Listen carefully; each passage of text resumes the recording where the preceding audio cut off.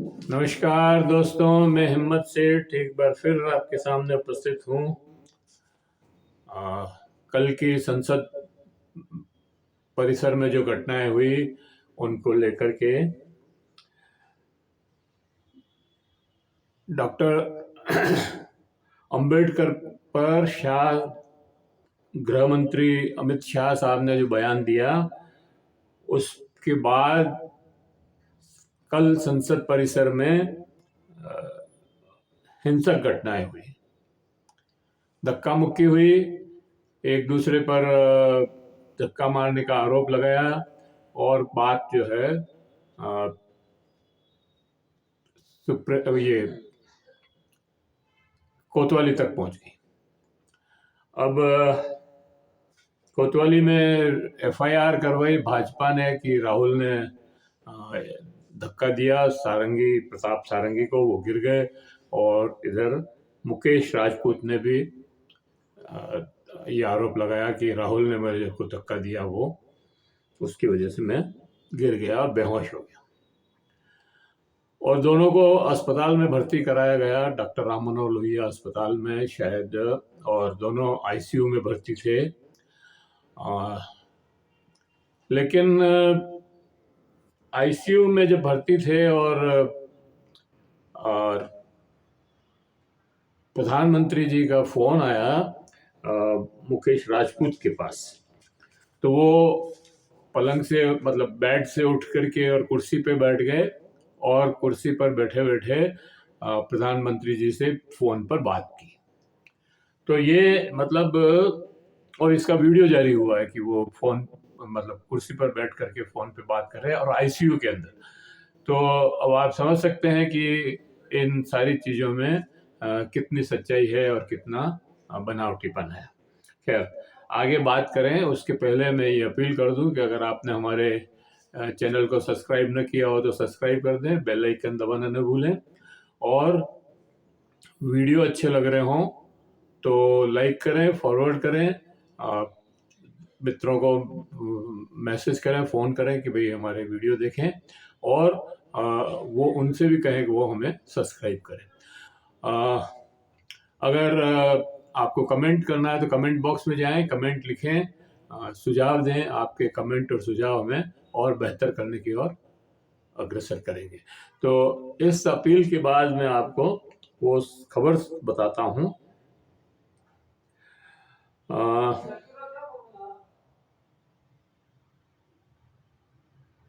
राहुल ने धक्का दिया, ये कल जो है पूरी घटना का ये मुख्य वो हुआ कि राहुल ने दो सांसदों को धक्का दिया और वो गिर गए। एक मुकेश राजपूत, जिनके बारे में मैंने आपको बताया अभी कि वो कैसे आईसीयू में कुर्सी पर बैठ करके आराम से प्रधानमंत्री जी से बात कर रहे थे।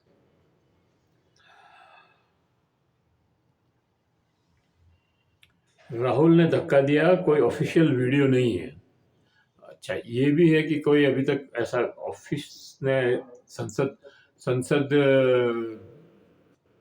के सेक्रेटरीट ने कोई ऐसा वीडियो जारी किया हो, या और कोई जारी, और या सीसीटीवी फुटेज जारी किए हो, ऐसा कुछ भी नहीं है अभी तक जिससे ये पता लगे कि वास्तव में राहुल ने धक्का दिया।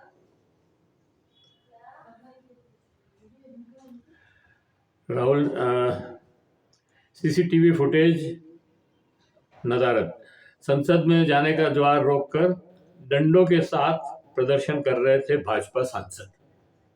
प्रतिपक्ष सांसद हाथ में डॉक्टर अंबेडकर की तस्वीर लेकर प्रदर्शन कर रहे थे। शाह इस्तीफा दो, माफी मांगो, ये वो स्लोगन भी लगा रहे थे जो विपक्ष के नेता थे, ये जो इंडिया गठबंधन के लोग थे और दूसरे लोग भी थे इसमें। भाजपा के दोनों सांसद, जिनको कथित तौर पर चोट लगी और अस्पताल में भर्ती हैं, के बयानों में अलग अलग बात कही जा रही है। सांसद प्रताप सारंगी कह रहे हैं कि राहुल आगे खड़े थे और पीछे से धक्का आया, उससे वो मुझसे टकराए और मैं नीचे गिर गया, मुझे चोट लगी है। तो ये तो एक ऐसा बयान है कि जो ये नहीं सिद्ध करता कि राहुल ने जानबूझकर धक्का दिया। इसका मतलब ये हुआ कि भाई पीछे खड़ा थे, पीछे से किसी ने धक्का दिया तो राहुल मेरे ऊपर गिर गए और चोट लग गई। निर्दोष है राहुल, इसका मतलब ये हुआ। और दूसरे सांसद मुकेश राजपूत कह रहे हैं कि राहुल ने मुझे धक्का दिया और मैं नीचे गिर गया, मुझे चोट लगी है। अब कौन सच बोल रहा है ये तो तफ्तीश से ही पता लगेगा। दोनों सांसद भाजपा के ही हैं और दोनों अलग अलग बात कर रहे हैं। दोनों सांसदों के बयान में फर्क है। सारा खेल अमित शाह के संसद में दिए एक आपत्तिजनक बयान, डॉक्टर भीमराव अंबेडकर पर जो बयान दिया उन्होंने कल संसद में परसों, उसकी लीपापोती करने के लिए ये सारा खेल किया जा रहा है और उसको दबाया जा रहा है। समझा जा सकता है कि संसद परिसर में हिंसा कौन फैला रहा है। प्रधानमंत्री स्वयं अमित शाह के बयान का बचाव कर रहे हैं। अमित शाह ने भी बात बढ़ते देख प्रेस कॉन्फ्रेंस कर कहा कि मेरे बयानों को तोड़ मरोड़ कर पेश किया जा रहा है। साथ में कांग्रेस पर आरोप है कि उन्होंने अंबेडकर का अपमान किया, उन्हें लोकसभा में चुनाव में हराया, कानून मंत्री से त्यागपत्र देने को मजबूर किया, भारत रत्न नहीं दिया। ये बातें तो सही हो सकती है, लेकिन इसमें पेच ये है कि संसद में हारने के बाद भी उनको मिनिस्टर किसने बनाया, और जब जिन्होंने मिनिस्टर बनाया वो उनको क्यों त्यागपत्र देने के लिए मजबूर करेंगे। वास्तविकता ये है कि डॉक्टर अंबेडकर ने उस समय त्यागपत्र दिया जब हिंदू कोड बिल संसद में पेश किया गया और वो पास नहीं करवा पाए, तब उन्होंने उसके विरोध में इस्तीफा दिया, न कि कांग्रेस के विरोध में दिया। और वो क्यों नहीं करा पाए, वो जनसंघ के और दूसरे जो विपक्षी नेता थे उन्होंने उसका विरोध किया था संसद में, इसलिए पास नहीं हुआ। बाद में पंडित नेहरू ने अलग अलग करके शायद दोनों को पास करवाया।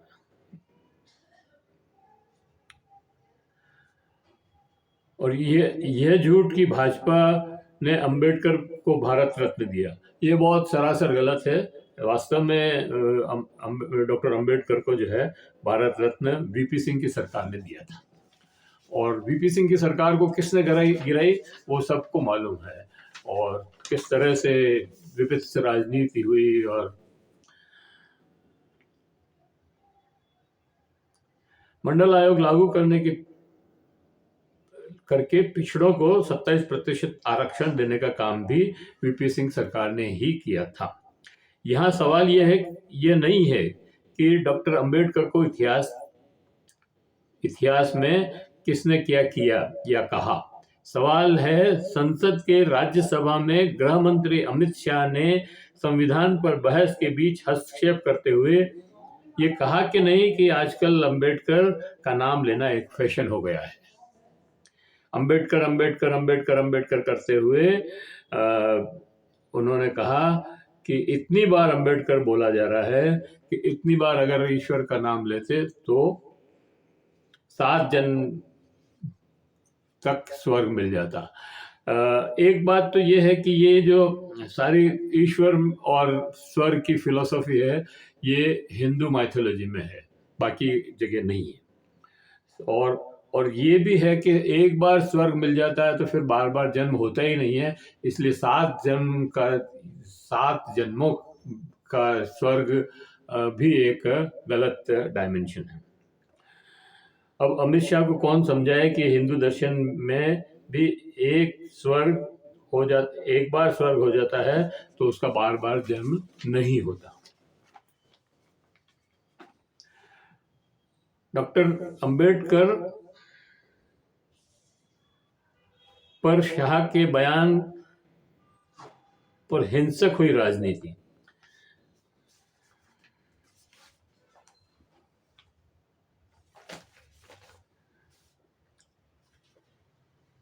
सवाल सिर्फ इतना है कि अमित शाह ने राज्यसभा में ये बयान दिया था या नहीं।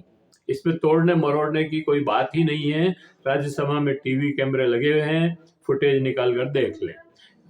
दूध का दूध और पानी का पानी हो जाएगा। एक बात यहाँ और है, अमित शाह के बयान में और कांग्रेस के द्वारा प्रचारित बयान में अगर थोड़ा भी फर्क होता तो राज्यसभा के फुटेज अवश्य प्रेस कॉन्फ्रेंस में दिखाते, फिर ये जवानी जमा खर्च नहीं करते। इसी तरह कल की हिंसा में राहुल गांधी का हाथ होता तो वह भी फुटेज सीसीटीवी फुटेज दिखाते, अब तक सामने आ गए होते और पुलिस थाने में उस फुटेज को साक्ष्य के रूप में एफआईआर के साथ लगाते, लेकिन भाजपा ने ऐसा कुछ नहीं किया।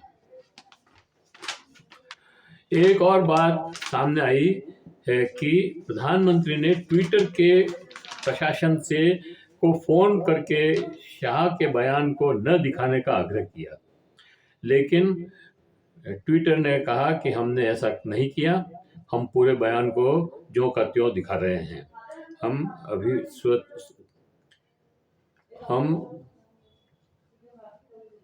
अभिव्यक्ति की स्वतंत्रता में विश्वास करते हैं। भाजपा के संसद के प्रदर्शन में कांग्रेस के हाथ में डॉक्टर अंबेडकर की तस्वीर देखकर उन्होंने जॉर्ज सॉरस की तस्वीर अपने हाथ में लेकर प्रदर्शन किया। तो क्या भाजपा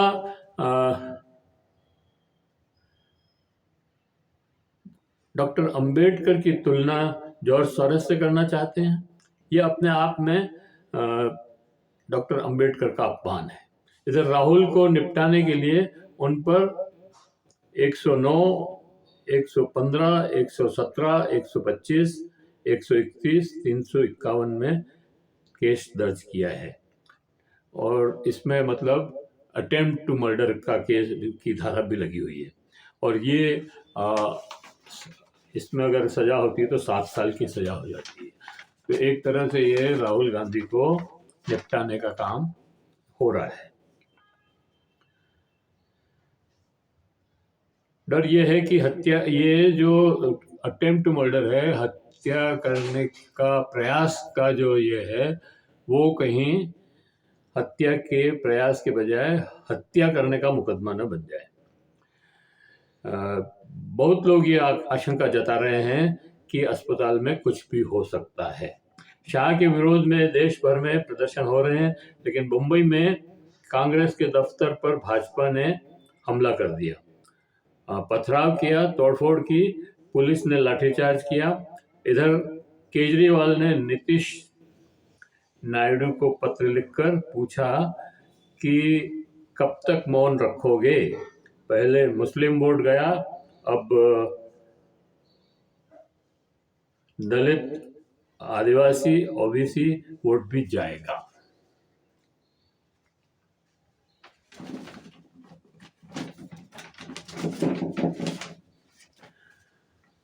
भाजपा की को बचाते बचाते अपना वोट न डुबो लें। सोचो कैसे बचेगा वोट बैंक, कैसे करोगे राजनीति? और सही बात है, अगर अंबेडकर साहब से के ऊपर इस तरह के आरोप है और उनको अगर मतलब इस तरह की हंसी उड़ाई गई है और ये आरोप शाह साहब पर हैं और भाजपा पर है, तो दलित और पिछड़ा जो वर्ग है और आदिवासी, ये उनसे छिटक सकता है। तो ऐसे में फिर नीतीश नायडू और चिराग पासवान, इनकी राजनीति कैसे चलेगी? इसके साथ जीतन राम मांझी भी है और भी कई पार्टियां हैं जो पिछड़े वोट पर ही आधारित है या दलित वंचित वोटों पर ही आधारित है।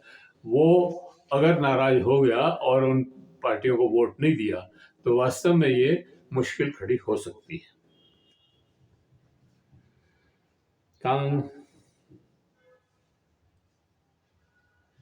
नीतीश नायडू चिराग सभी के लिए एसटीएम डॉक्टर अंबेडकर पर प्रहार एक तरह के उनके वोट बैंक पर प्रहार ही माना जाएगा, इसलिए उनके लिए भी भाजपा के साथ दिखना खतरे से खाली नहीं है। अगर साथ छोड़ते हैं तो सरकार गिरने का खतरा है। नरेंद्र मोदी की मुश्किलें बढ़ गई है। नीतीश नायडू व चिराग की भी साथ में। कांग्रेस द्वारा देशव्यापी प्रदर्शन हो रहे हैं। उदयपुर में भी एनएसयूआई ने शाह के बयान के विरुद्ध उदयपुर में भी विरोध प्रदर्शन किया। तो ये वीडियो यही समाप्त करते हैं। मुझे लगता है आपको ये वीडियो पसंद आएगा, और अगर पसंद आए तो इसको लाइक करें, फॉरवर्ड करें, और अगर आपने हमारी YouTube चैनल महावीर समता संदेश को अब तक सब्सक्राइब न किया है तो सब्सक्राइब कर दें, बेल आइकन दबाना न भूलें, और कमेंट बॉक्स में जाएं, कमेंट लिखें, सुझाव दें, और सुझाव दें। तो आपके सुझाव और कमेंट हमें और बेहतर करने की ओर अग्रसर करेंगे। जय हिंद, जय भारत, धन्यवाद। फिर मिलते हैं किसी और वीडियो के साथ।